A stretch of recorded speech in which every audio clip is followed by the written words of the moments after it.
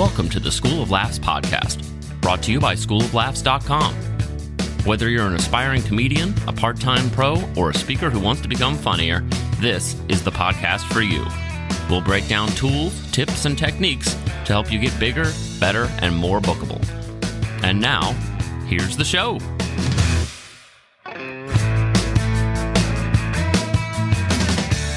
Welcome to the Crisp and Clean Comedy Competition episode. This is a School of Laughs podcast. I am your host, Rick Roberts. Hey, so what is the Crisp and Clean Comedy Competition? Well, it's a showcase of clean comedy clips that was submitted by our listeners. This was open to all comedians, whether they're brand new, full-time, or just fooling themselves.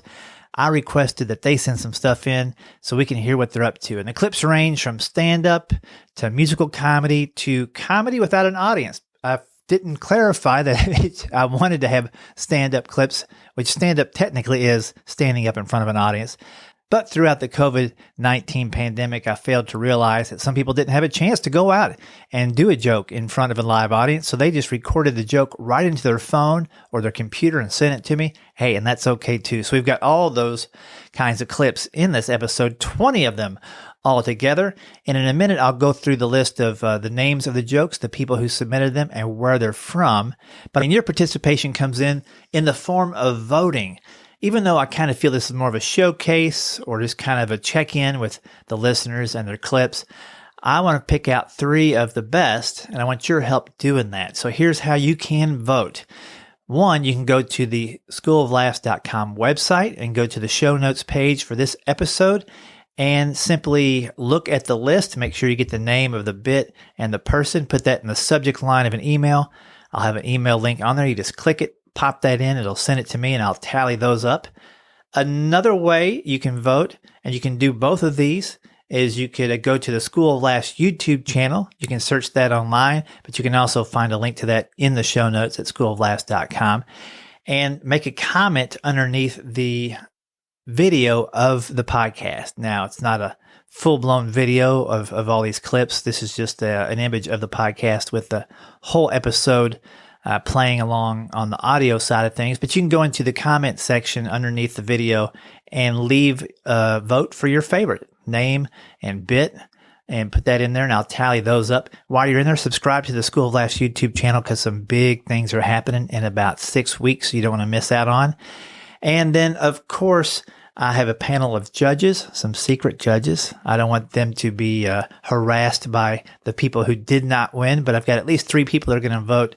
I will stay out of the voting, but those 3 people will vote and then submit their favorites to me. So the overall voting is you making a comment on YouTube channel, you submitting a vote favorite through the email, schooloflaughs@gmail.com, and the panel of judges. I'll weight each of those weights a third. So I'll tally that up, get my mathematician brain going, and announce the overall 3 favorite submissions on a future episode. And if possible, I'll get those comedians on the line and do a little behind the scenes quick interview with the winners, the top 3 in that episode where we reveal the overall winners. Voting goes all the way through July 1st, and then the results will appear on July 15th. In that episode of the podcast. And what prizes will the top 3 receive? A 1-hour roundtable coaching call. It's with me and the other winners. We'll get on there for an hour and brainstorm, help each other out with whatever you need helped out on. I'm going to have you a free silver edition of the comedy writing course made available to the top 3, and a free 1-year subscription to Club 52, which features a weekly email with comedy challenges as well as a quarterly Zoom hangout. So those are the prizes. Here are the entrants. In no particular order, these are the entrants to the Crisp and Clean Comedy Clip Competition. We have Chicken Hormones from Sheila Day in Nashville, Tennessee. We have Fat Baby, Dustin Crider, Atlanta, Georgia. Billy Bod, Patrick Miller, Oakland, California. Instagram, Damian Challen from Newcastle, Australia, mate. Losing My Mind from Theodore Schmelke from Mineola, New York. Divorces versus Widows at Shell from Fort Worth, Texas. Begging for Attention, J.B. Bowman, Nashville, Tennessee. Random Thoughts with Gary Busey, Bryan, Kohatsu, Glendale, Arizona. More Than a Hobby, Mark Johns, Austin, Texas. Not Hip or Cool. That's from Dan Bublitz Jr., St. Paul, Minnesota. String Theory 2 from Rick Reichman, Nashville, Tennessee. Messy House, Suzanne Linfante, I think that's how you say her name, Laurence Harbor, New Jersey. We have This Guy's Roof from Dave Pileggi, Atlanta, Georgia. Leave Early Dad, Trent Babb, Fresno, California. Teddy Bear from Matthew Clark Wyatt, location unknown. The Holy Cow, Brian Nye, Lebanon, Tennessee. Unemployed Husband by Carmiya, Washington, D.C. Personal Training is Bullying, Uncle Nath from Newcastle, Australia. Mate. Solitary Swing Dancing from Wes Schultz, Washington, D.C. Looking for the Wrong Women, Patrick Andoni, New Orleans, Louisiana. Zoom Calls by Tim Ketchersid, Dallas, Texas. The Tornado by Craig Slazik. I should have asked you how to pronounce your name, Craig. Altamont Springs, Florida, just outside of Orlando. And Tiger King from Sean Hughes, right here in my town of Nashville, Tennessee. Again, you can get this list at schooloflaughs.com under the episode for this podcast. I'll recap those at the end of the episode, but that's the order they're coming out in. Again, you can get this list at schooloflaughs.com under the episode for this podcast. Let's go ahead and listen to it, and I'll recap on the back.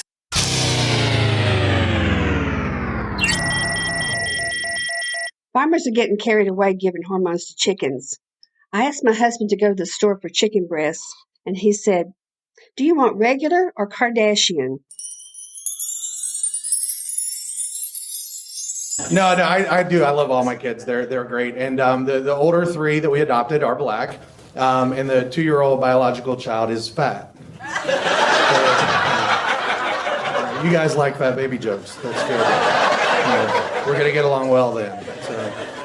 No, I mean, she's 2, right? So she's supposed to be a little on the chubby side. At least that's what her pizza delivery guy keeps telling us when he shows up. And, like any good parent, I gave her my phone thinking she was watching YouTube, and she was hitting Grubhub, just like...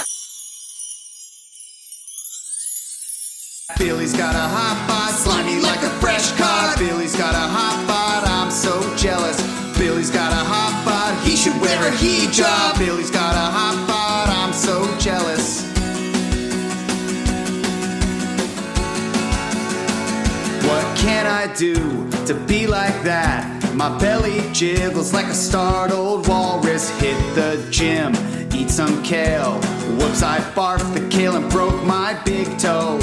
We both get older, but I just get blubber, while Billy gets 3 more abs, an aging hunk, just like his dad, but with an even bigger penguin.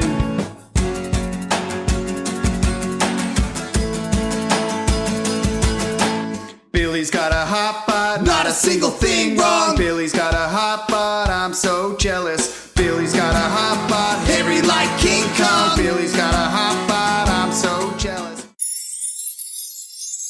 Well, I've got a 16-year-old daughter, right? And why parents, why? Can't have kids take normal photos on Instagram. Like every photo of hers off with half an eyeball, odd angle, or with that stupid puppy dog filter. I've got a decent enough photo of her since 2016. If she went missing...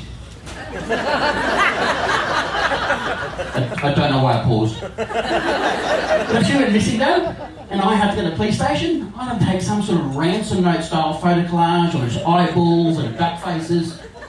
And go to the office and there you go, that's my daughter. Suddenly, I'm the suspect.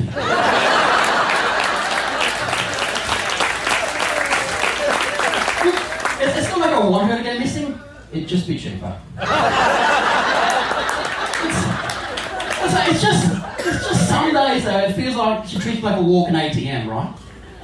It's even worse now, Combank's new tap and go app. The other day, she came in for a cuddle. Doop. I'm losing my memories these days. I lose my keys, wallets, and phone. Usually I go on Facebook to locate myself. I don't know if I lost my memory on vacation or I ate them for breakfast. My memory is so far gone as in the Twilight Zone. What about losing my memory? I can't have enough pens. So I go online and order 1 million pens. The next day they're gone. Then I found out my wife's been making a fortune. She bought a Rolls Royce. She bought a Petite. And now she's dating the salesman from Staples. Volunteer teaching grief recovery can be challenging at times, especially when I have divorcees and widows in the same class. My wife and I were married over 50 years, miss her so much. She was the kind of soul you'd ever meet. Dude, you think you got it bad? Check out my story. My wife's best assets were running off with another man and taking all my money, and all I do is think about where is she night and day. At least you know where your wife is. My dad's a good man, very honest man. Like a lot of fathers, maybe a little bit too honest, you know. He would kind of say strange things. And in fact, I remember I was about 6 years old. I came to my dad. I said, Dad, you're so smart. Why am I so stupid? Dad, he sits down, he says, well, son, you know it's not unusual for intelligence to skip a generation.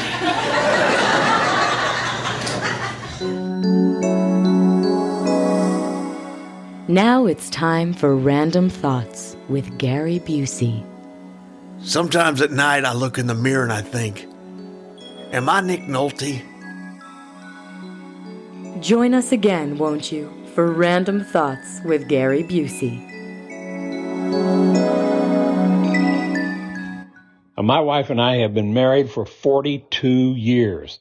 That's a 2 with a 4 in front of it.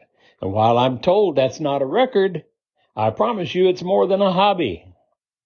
In all those years, we've had 3, maybe 4 fights. We don't holler and throw things and trash the place. We just have different ideas or preferences. But when we do fight, it's always over the same thing. She's a Taurus, and I'm a dummy. And one time she didn't like what I was wearing, which at that time was nothing. And so she asked, who dressed you? And I said, my creator made me this way. She said, I think Colonel Sanders made you that way. My early onset Pantzheimer's was acting up that day. Sometimes I forget to put on pants. I saw a pretty girl at the bar and she told me I had no game. Can you believe that? Yeah, so I pulled her stool out from under and screamed Jenga. How's that for no game? She's right, though. I don't have game. I can't have game because I'm not hip or cool, you know? But I do get called hipster a lot, which I disagree with. I don't think I'm a hipster. I think I'm too old to be a hipster because the first time somebody called me hipster, I had to Google what a hipster was after I couldn't find it in my encyclopedia. According to my friends, they say, Dan, you wear a fancy sweater. You have a beard. That's what makes you a hipster. I'm like, no, I have a beard because without it, I look like the prime suspect for every kidnapping. At the end of the strings of the tea bags I use, there's little tags and they have sayings on them. This morning it was, accept the challenge you are facing. It may become your greatest gift. Only if the gift is returnable and I can get cash and not credit. It says trust is peace. I say, but a trust fund is a whole lot more peaceful. It says, give thanks for unknown blessings heading your way. It's like when she tells you, oh, I love you so much, I'll be here with you forever. Guess what happens tomorrow? It says you are responsible for your actions. No, I have to finger someone. Maybe my parents. After all, they used to sing to me, today is a day we give babies away for a half a pound of tea. Yeah, you'd blame them too, not just because of the song, but how badly it was sung. But with all this wisdom, I figured it out. I'd be the smartest, most generous, handsomest, most perfect person on the planet, if it weren't for everyone else. Another thing thing about quarantine is I finally had time to straighten up my house. Yeah, I didn't do it. So I need a new excuse is what it comes down to. I wish I could say it's like shabby chic, but really it's more desperately ransacked. At any moment it looks like someone told an addict there's crack hidden in that house. So I started decorating with police tape. No, because that way if someone drops in unexpectedly, I can be like, that just happened. The police said don't touch anything. Dude lets everybody in his house to hear Jesus talking. House is packed slam full of people, nobody could get to him. But these 4 dudes got this one guy who ain't walking. One of the shady guys goes, hey, there's a staircase going to the roof back here. They bring this dude up to the roof. They dig through his roof and drop this dude down. We all know the story. Jesus, shigga-bow-bow, boop. Dude pops up. He's healed. He runs off. Everyone goes to the next town to follow Jesus, doing the next miracle. What about this dude's roof? What would that interview be like? Yeah, I mean, I let all these guys in here. They eat all my food, tapping all the people, healing the things. Word of God is great. Who's gonna fix my friggin' roof? Huh? Jesus didn't do nothing a little holy shiggity-dow-dow to get that thing fixed. He just prances off, says, my peace I leave you, blessings on you and your house. Did he magically poof a Jesus hammer so I can fix my roof? No. My one goal in life is to be a better dad than my dad was, you know. My dad was one of these guys, he's a good guy, but he just had the worst character trait. He always wanted to leave places early to avoid traffic. Any leave early dads here? Of course not, there he left. Now, I remember one time my dad took me to a baseball game, and right in the middle of it, he's like, hey, get your stuff together, we're going. And I'm like, Dad, I'm up next to bat.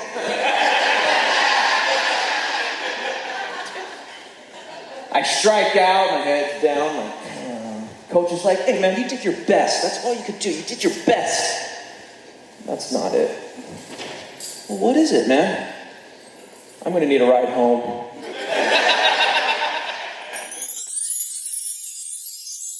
My 2-year-old's really fun though, because he's just at that age now where he's starting to learn all sorts of words, and the one that always gets me is the word bear, like a teddy bear or a stuffed animal, because he can't say it right. So we're at the store, he sees this little stuffed animal he wants, he looks at me and very sweetly, Papa, I want a beer. And I made the mistake of saying, no, buddy, we're not going to buy any stuffed animals right now. And anyone who's ever had a 2-year-old knows that saying no means, hey, buddy, could you throw a big fit and draw a lot of attention? Because that'd just be swell. So he starts freaking out and yelling, no, I want a beer. Papa, I need a beer. Give me a beer now. I need a beer. Parents are staring at me. People are looking at me. And I'm like, the opportunity to be the good-looking parent at this point is lost. So I just looked him right in the eyes and said, look, I already told you, no more beer until you clean your room. I'm really glad you guys are laughing, because that lady at Child Services didn't think it was funny at all. After I graduated from college, I went to seminary to study, and I actually had a cow in one of my classes. I asked him what he was doing in seminary, and he said that he just wanted to be pasteurized. All I could think of were the words of the late great Cubs announcer, Harry Carey. I mean, talk about a real holy cow. It's just utterly ridiculous when you think about it. Sorry. I know those were a lot of puns, but I just had to milk this one for all it was worth. My husband's a great dad. Before the pandemic, he brought our children to Take Your Kids to Work Day, even though he's unemployed. They sat on the couch for hours and looked at ZipRecruiter.com. Okay, who wants to help Daddy? Click apply now. 3 offers came in for my 6-year-old, but my husband's still looking. Listen, personal training is not a business. It's bullying. It's jocks picking on fat dads and then stealing their KFC money. Oh, man. I did that joking, but after the gig, this guy comes over to me and shakes my hand. He's like, mate, we don't bully people, mate. We help people. And he was kind of squeezing my hand, you know. Are you trying to bully me? And he had this tattoo on his neck. Only God can judge me. I'm like, that's not true. I'm not God. I'm judging you right now. So in this time of COVID, I have been doing a lot of phone chatting, Zoom chatting, and dancing by myself in my studio apartment.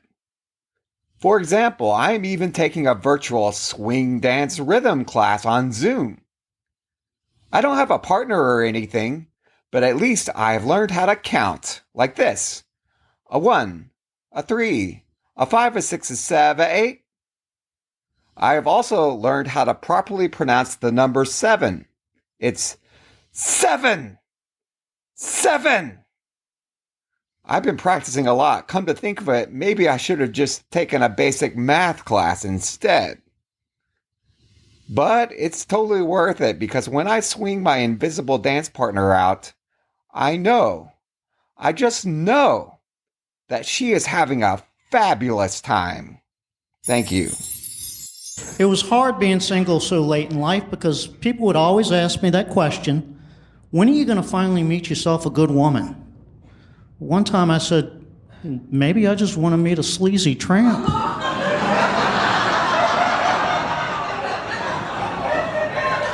You ever think about that, Mom?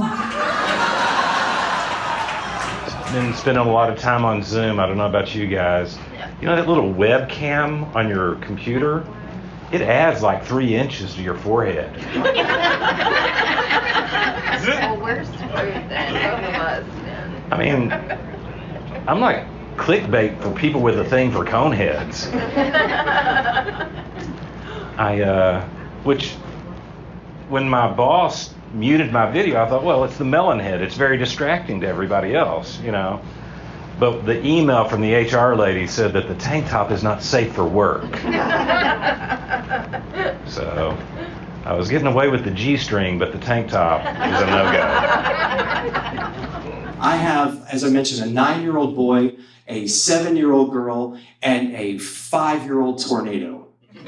I love that kid, but he surprised us by being born early, like 3 months early. Okay, so imagine, that is like you're in your trailer home, and you get a 2-minute warning that an F5 tornado is about to hit.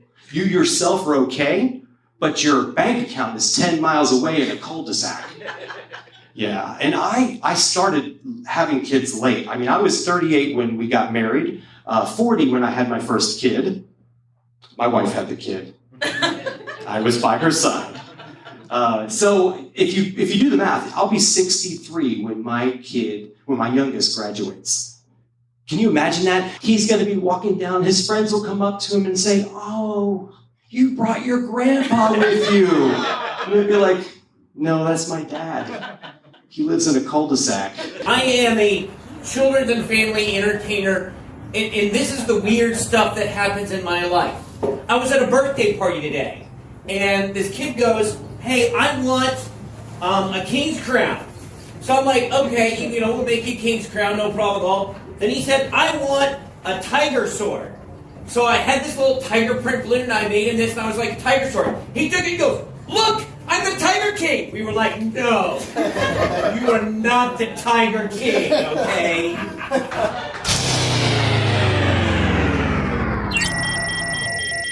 Well, there you go. That's the crisp and clean comedy submissions. Hope you've laughed a little bit, found a couple things funny in there. And if you think you can do better, too late. This was it, man. You missed it. Next time, if we do this again, you got to get in early, dudes and dudettes.